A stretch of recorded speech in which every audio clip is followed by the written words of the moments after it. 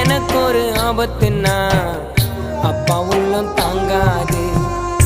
எனக்கு ஜுரம் வந்தா எங்க அம்மா தூங்காது. நம்ம நல்லா இருக்கணும்னு அப்பா அம்மா நினைப்பாங்க.